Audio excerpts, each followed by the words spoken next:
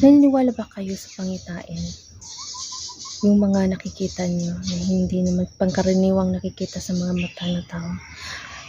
Kasi sa akin, naniniwala ako dahil nga nakaranas ako ng ganun.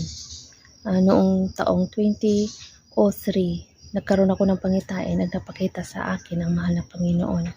At ito'y napaka-iba-iba naman talaga ang kanilang mga tinatawag na mga itsura kaysa atin.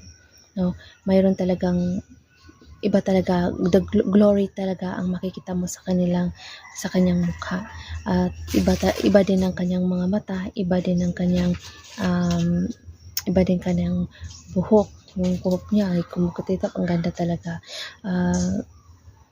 Napakaamo ng mukha niya, at pag mapamasdan mo siya, ma-feel mo talaga na galing ka sa kanya o galing ako sa kanya, o feel mo ang